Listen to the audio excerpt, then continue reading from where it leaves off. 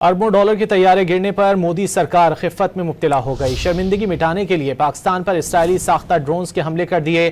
لاہور، کراچی، راولپنڈی، گوجرانوالہ، گھوٹکی اور اٹک سمیت مختلف شہروں پر آبادیوں کو نشانہ بنانے کی کوشش افواج پاکستان نے ناکام بنا دی۔ گھوٹکی اور اٹک میں 2 شہری شہید جبکہ 4 فوجی جوان زخمی ہو گئے۔ ترجمان پاک فوج نے بھارتی جارحیت کو سنگین معاملہ قرار دے دیا۔ 2 ٹوک پیغام دیا کہ جارحیت سے نمٹنا اور دشمن کو سبق سکھانا خوب جانتے ہیں۔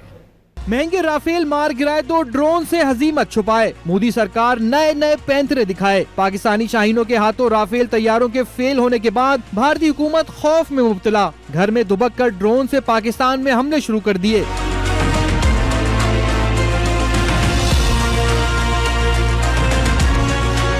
پاکستان نے بھارت کی جانب سے بھیجے گئے 25 اسرائیلی ڈرونز ہیروپ مار گرائے۔ بھارت کے ڈرون حملوں میں 1 شہری اٹک اور دوسرا گھوٹکی میں شہید ہوا جبکہ 4 فوجی جوان زخمی ہوئے۔ لاہور، کراچی، راولپنڈی، چولستان، گھوٹکی سمیت مختلف شہروں میں ڈرونز گرائے گئے۔ گوجرانوالہ، شیخوپورہ اور چکوال میں بھی بھارت کے بھیجے گئے ڈرونز کو دھول چٹا دی گئی۔ پاکستان کے خلاف جارحیت میں بھارت اور اسرائیل کا گھناؤنا گٹھ جوڑ بے نقاب ہو گیا۔ مختلف شہروں میں بھارت کے بھیجے گئے بھارتی ڈرونز اسرائیلی ساختہ نکلے۔ ترجمان پاک فوج لیفٹیننٹ جنرل احمد شریف نے 2 ٹوک پیغام دیا کہ پاکستان ہر قسم کی جارحیت سے نمٹنا اور دشمن کو سبق سکھانا خوب جانتا ہے۔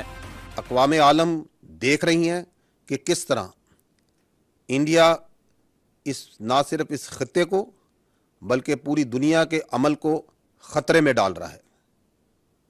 ہم ہر قسم کی خطرات، ہر قسم کی ایگریشن کو نہ صرف نمٹنا بخوبی جانتے ہیں، نمٹ رہے ہیں، بلکہ اس اگریشن کرنے والوں کو سبق سکھانے کا نہ صرف عزم رکھتے ہیں، اس کی پوری صلاحیت رکھتے ہیں۔